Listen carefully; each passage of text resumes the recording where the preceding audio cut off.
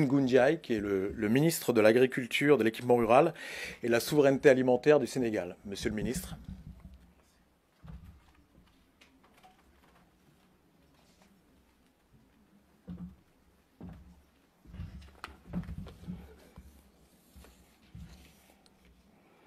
Merci beaucoup, Monsieur le directeur général Monsieur le directeur de la CEDEAO, en charge de l'agriculture, Madame la directrice de l'agriculture au ministère du Développement durable, Monsieur le directeur de l'AFD, directeur général, Monsieur le directeur général, Madame la directrice générale du CIRAD, Mesdames et Messieurs, chers participants. C'est un honneur pour moi et un plaisir de prononcer ces quelques mots en guise d'introduction devant des acteurs de développement et de l'agriculture qui aujourd'hui vont aborder, entre autres sujets, des innovations locales et l'importance des politiques publiques nationales et régionales pour assurer la sécurité alimentaire et la nutrition en Afrique. Mesdames et Messieurs, permettez-moi de vous rappeler l'engagement des plus hautes autorités du continent qui s'est encore manifesté avec la présence des chefs d'État et de gouvernement de 34 pays africains et plus de 70 ministres, des chefs d'organisations internationales et bilatérales de développement et des dirigeants du secteur privé, réunis à l'occasion d'un sommet organisé par son Excellence M. Macky Sall, président de la République du Sénégal, et le président adécinant de la BAD, président du groupe de la BAD, sur le thème Sommet Dakar 2, Nourrir l'Afrique, souveraineté alimentaire et résilience, du 25 au 27 janvier 2023. Comme nous le savons tous, l'Afrique souffre d'une insécurité alimentaire flagrante, avec un tiers des 828 millions de personnes souffrant de la faim dans le monde malgré son énorme potentiel agricole, avec environ 65% des terres arables non cultivées restantes dans le monde et un réseau hydrographique très dense. Mesdames et Messieurs, face à ce paradoxe, notre vulnérabilité aux divers chocs par rapport à nos potentialités et qui s'est davantage mis en exergue par la hausse des prix des denrées alimentaires et les perturbations de l'approvisionnement alimentaire mondial dues au Covid-19, au changement climatique et aux conflits tels que la guerre entre la Russie et l'Ukraine, n'aggrave l'insécurité alimentaire en Afrique. Nous notons que le soutien au secteur agricole africain devient une nécessité impérieuse. Il va dépendre d'une volonté politique et d'un engagement fort de la part des gouvernements africains, des partenaires au développement et du secteur privé, ainsi que l'intensification des programmes continentaux à fort impact. Le chef de l'État du Sénégal, son Excellence Macky Sall, très convaincu du rôle des acteurs de l'agriculture, de l'élevage et de la pêche dans notre développement économique et social et leur contribution très significative à la sécurité alimentaire, à l'emploi et au rééquilibrage de notre balance commerciale, a réitéré sa ferme volonté de s'appuyer sur le secteur primaire pour permettre à notre pays d'assurer sa sécurité alimentaire et de reprendre sa marche vers l'émergence socio-économique et culturelle en mettant en place une stratégie nationale de souveraineté alimentaire consensuelle et pragmatique. Cette vision se manifeste ainsi dans sa forte volonté politique d'envisager une mutualisation efficace et efficiente des ressources du secteur primaire pour assurer, à l'horizon 2028, à la population sénégalaise une alimentation saine, abondante, quantitative et nutritive à la portée de toutes les couches sociales du pays et dans le respect de l'équilibre de nos écosystèmes. Comment on a fait notre compact pour être plus concret et plus spécifique? Nous avions d'abord procédé à un état des lieux. Au Sénégal, quand je prends certaines denrées, parce que le principe d'abord, comme on le dit, l'Afrique nourrit les Africains, il fallait peut-être aujourd'hui, sans changer fondamentalement nos habitudes alimentaires, regarder ce que nous consommons et en produire à suffisance.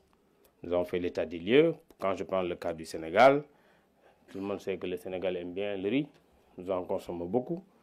Nous importons ces dernières années pratiquement entre 48 et 52% de notre consommation en riz. Donc ça veut dire que si nous voulons être autosuffisants à l'horizon 2028, il faut trouver les moyens d'en produire, tout simplement, parce que nous avons eu des conséquences un peu suite à la Covid-19 de l'impact sur les prix, et c'est ce qui nourrit l'essentiel des Sénégalais. Nous avons également suivi d'autres problèmes, notamment avec les importations d'huile. Nous importons essentiellement de l'huile végétale. Aujourd'hui, donc, pratiquement tout ce que nous consommons en termes d'huile est importé. Donc, c'est de l'huile de palme pour l'essentiel, l'huile de soja, l'huile de tournesol. Nous produisons peut-être de l'huile d'arachide, mais nous n'en produisons pas suffisamment pour en consommer. Et même si on en produit suffisamment, le prix est relativement beaucoup plus élevé. Et donc, par conséquent, inaccessible. Nous importons beaucoup de lait, nous importons de la viande. Voilà un peu le point de départ. Et maintenant, compte tenu de la situation de départ et des projections dans les 5 prochaines années, tenant compte de l'évolution démographique, nous avons mis en place un plan pour dire comment faire pour accéder à la souveraineté alimentaire. Voilà un peu le concept de base. Donc, il faut, aujourd'hui, pour produire du riz, premièrement, il faut aménager. Il faut aménager des terres, même si nous avons de l'eau, il faut aménager pour pouvoir produire du riz. Nous avons remarqué tout simplement ces dernières années que nous avons quand même eu une bonne production, évolution de la production de céréales de façon générale, du riz également en particulier, malgré le fait que nous avons encore un niveau d'importation assez élevé. Si je prends le cas des céréales, en une dizaine d'années, de 2010 à 2022, nous sommes passés de 1 500 000 tonnes de céréales produites à 3 600 000 tonnes. Donc c'est une évolution assez importante. Mais jusqu'à présent, nous avons quand même des besoins d'importation. Nous sommes aujourd'hui peut-être quasiment autosuffisants en mil. Nous avons encore des niveaux d'importation assez élevés quand nous prenons le cas du maïs, dont nous avons besoin pour l'alimentation humaine, l'alimentation du bétail. Nous importons pratiquement le tiers de nos besoins. Voilà un peu ce que nous avons fait. Nous avons, par exemple, pour prendre le cas du riz, et c'est la même approche qu'a utilisée pour les autres cas, il faut aménager. Premièrement, il faut disposer de semences de qualité. Il faut l'accompagner également par une bonne mécanisation. Parce qu'on ne peut pas, aujourd'hui, avec le niveau de production que nous voulons faire, et j'en parlais tout à l'heure avec le directeur de l'AFD, nous avons des besoins extrêmement importants en matière de mécanisation, parce que ça nous permet aujourd'hui d'aller vite. Nous avons également besoin de fertiliser le sol. On a parlé un peu des engrais. Et nous avons besoin, après, d'abord d'outils de récolte, donc ça va également avec la mécanisation. Nous avons besoin de stockage, parce qu'il faut stocker pour pouvoir non seulement réguler le marché, mais limiter les pertes post-récolte, parce que je peux prendre quelques cas précis. Aujourd'hui, pour le cas de l'oignon, nous en importons actuellement chaque année, parce que tout simplement, malgré le fait qu'en termes de production, nous sommes autosuffisants, mais nous avons quelques soucis dans la conservation et dans la transformation. Il faut aujourd'hui transformer ce que nous produisons et avant de l'amener sur le marché. Voilà ce cycle qu'on a utilisé pour l'essentiel des céréales que nous avons fait et ce qui nous a permis au Sénégal d'établir un plan pour être, disons, souverain du point de vue alimentaire, un plan qui tourne autour de 8 milliards d'euros, pour lequel nous avons soumis dans le cadre du compact à la Banque africaine de développement à peu près 2,4 milliards de dollars. Et avec satisfaction, nous sommes sortis de ce sommet avec une promesse de financement de la BAD pour 1 milliard d'euros. Donc il nous reste à peu près 1,4 milliard d'euros à chercher pour le financement du compact. De façon générale, les pays africains qui étaient présents ont présenté chacun, comme j'ai dit, il y avait 34 pays. Chaque pays a défendu devant le président ou le chef de gouvernement son compact, devant la BAD et les différents partenaires. Les engagements globaux des différents partenaires ont tourné autour de 30 milliards de dollars. Donc aujourd'hui, nous sommes à la phase maintenant de finalisation de ces compacts et très certainement de pouvoir élaborer les plans de financement avec les différents partenaires. Nous pensons qu'avec cette approche, dans les 5 prochaines années, si en tout cas les plans se déroulent comme nous l'avons souhaité, et je pense que nous en avons tenu mot tout à l'heure avec le directeur de l'AFD, les différents pays africains pourront d'abord, c'est vrai sans avoir un esprit de se retourner tout simplement en dehors de se retourner sur soi-même et de ne pas prendre en considération les autres, mais on peut au moins assurer une bonne part de notre alimentation compte tenu de ce que j'ai dit tout à l'heure qui existe chez nous. Nous avons la terre, nous avons de l'eau et nous avons les bras. Je pense qu'avec ça, avec un peu de mécanisation et d'un accompagnement, nous devrons pouvoir nous en sortir. Je voudrais terminer mon propos par cette note d'espoir en vous rappelant que lors de la déclaration du sommet de Dakar, Les participants avaient convenu que c'est à présent l'heure pour l'Afrique de se nourrir elle-même et d'exploiter pleinement son potentiel agricole pour contribuer à nourrir le monde. Je vous remercie de votre attention.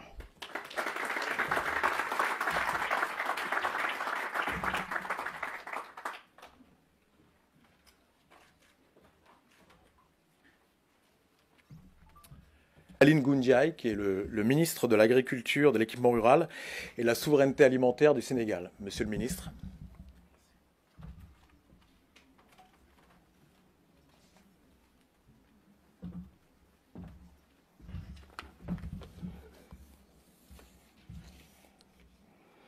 Merci beaucoup,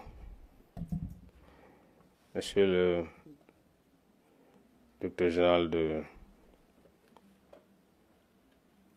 Monsieur le directeur de la CEDEAO, en charge de l'agriculture, Madame la directrice de l'agriculture au ministère du Développement durable, Monsieur le directeur de l'AFD, directeur général, Monsieur le directeur général, Madame la directrice générale du CIRAD, Mesdames et Messieurs, chers participants, c'est un honneur pour moi et un plaisir de prononcer ces quelques mots en guise d'introduction devant des acteurs de développement et de l'agriculture qui aujourd'hui vont aborder, entre autres sujets, des innovations locales et l'importance des politiques publiques nationales et régionales pour assurer la sécurité alimentaire et la nutrition en Afrique. Mesdames et Messieurs, permettez-moi de vous rappeler l'engagement des plus hautes autorités du continent qui s'est encore manifesté avec la présence des chefs d'État et de gouvernement de 34 pays africains et plus de 70 ministres, des chefs d'organisations internationales et bilatérales de développement et des dirigeants du secteur privé. Réunis à l'occasion d'un sommet organisé par son Excellence M. Macky Sall, président de la République du Sénégal, et le président adécinant de la BAD, le président du groupe de la BAD, sur le thème Sommet Dakar 2, Nourrir l'Afrique, souveraineté alimentaire et résilience, du 25 au 27 janvier 2023. Comme nous le savons tous, l'Afrique souffre d'une insécurité alimentaire flagrante, avec un tiers des 828 millions de personnes souffrant de la faim dans le monde malgré son énorme potentiel agricole, avec environ 65% des terres arables non cultivées restantes dans le monde et un réseau hydrographique très dense. Mesdames et Messieurs, face à ce paradoxe, notre vulnérabilité aux divers chocs par rapport à nos potentialités et qui s'est davantage mis en exergue par la hausse des prix des denrées alimentaires et les perturbations de l'approvisionnement alimentaire mondial dues au Covid-19, au changement climatique et aux conflits tels que la guerre entre la Russie et l'Ukraine, n'aggravent l'insécurité alimentaire en Afrique. Nous notons que le soutien au secteur agricole africain devient une nécessité impérieuse. Il va dépendre d'une volonté politique et d'un engagement fort de la part des gouvernements africains, des partenaires au développement et du secteur privé, ainsi que l'intensification des programmes continentaux à fort impact. Le chef de l'État du Sénégal, son Excellence Macky Sall, très convaincu du rôle des acteurs de l'agriculture, de l'élevage et de la pêche dans notre développement économique et social et leur contribution très significative à la sécurité alimentaire, à l'emploi et au rééquilibrage de notre balance commerciale, a réitéré sa ferme volonté de s'appuyer sur le secteur primaire pour permettre à notre pays d'assurer sa sécurité alimentaire et de reprendre sa marche vers l'émergence socio-économique et culturelle, en mettant en place une stratégie nationale de souveraineté alimentaire consensuelle et pragmatique. Cette vision se manifeste ainsi dans sa forte volonté politique d'envisager une mutualisation efficace et efficiente des ressources du secteur primaire pour assurer, à l'horizon 2028, à la population sénégalaise une alimentation saine, abondante, quantitative et nutritive à la portée de toutes les couches sociales du pays et dans le respect de l'équilibre de nos écosystèmes. Comment on a fait notre compact pour être plus concret et plus spécifique? Nous avions d'abord procédé à un état des lieux. Au Sénégal, quand je prends certaines denrées, parce que le principe d'abord, comme on le dit, l'Afrique nourrit les Africains, il fallait peut-être aujourd'hui sans changer fondamentalement nos habitudes alimentaires, regarder ce que nous consommons et en produire à suffisance. Nous avons fait l'état des lieux. Quand je prends le cas du Sénégal, tout le monde sait que le Sénégal aime bien le riz. Nous en consommons beaucoup.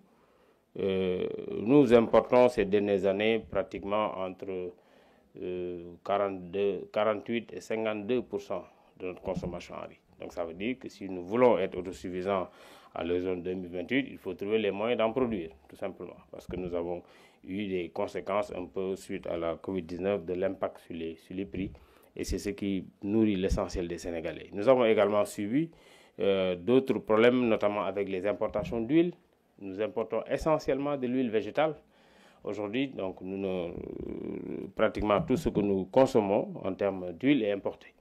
Donc, c'est de l'huile de palme pour l'essentiel, l'huile de soja, l'huile de tournesol.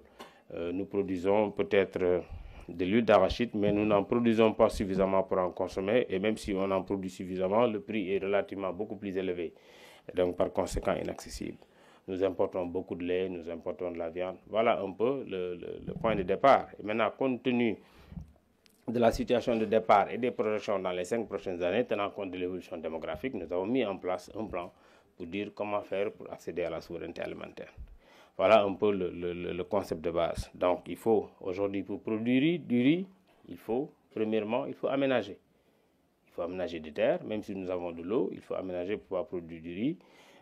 Nous avons remarqué tout simplement ces dernières années que nous avons quand même eu une bonne production, évolution de la production de céréales de façon générale, du riz également en particulier, malgré le fait que nous avons encore un niveau d'importation assez élevé. Si je prends le cas des céréales, en une dizaine d'années, de 2010 à 2022, nous sommes passés de 1 500 000 tonnes de céréales produites à 3 600 000 tonnes. Donc c'est une évolution assez importante. Mais jusqu'à présent, nous avons quand même des besoins d'importation. Nous sommes aujourd'hui peut-être quasiment autosuffisants en mil. Nous avons encore des niveaux d'importation assez élevés quand nous prenons le cas du maïs, dont nous avons besoin pour l'alimentation humaine, l'alimentation du bétail. Nous importons pratiquement le tiers de nos besoins. Voilà un peu ce que nous avons fait. Nous avons, par exemple, pour prendre le cas du riz, c'est la même approche qu'a utilisée pour les autres cas. Il faut aménager. Premièrement, il faut disposer de semences de qualité. Il faut l'accompagner également par une bonne mécanisation.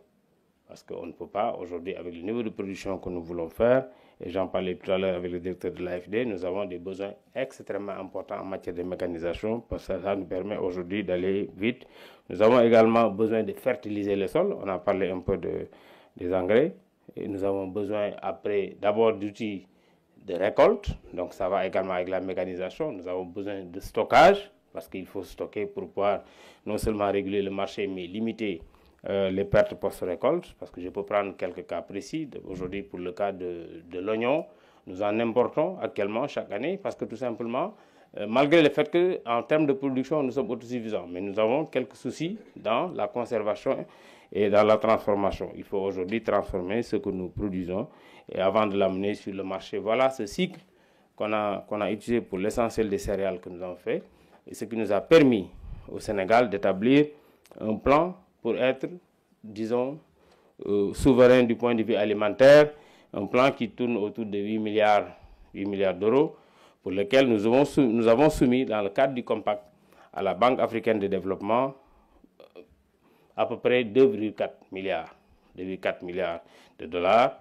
Et avec satisfaction, nous sommes sortis de ce sommet avec une promesse de financement de la BAD pour 1 milliard d'euros. Donc il nous reste à peu près 1,4 milliard d'euros à chercher pour le financement du compact.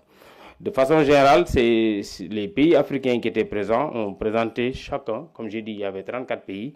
Chaque pays a défendu devant le président ou le chef de gouvernement son compact, devant la BAD et les différents partenaires. Les engagements globaux des différents partenaires ont tourné autour de 30 milliards de dollars.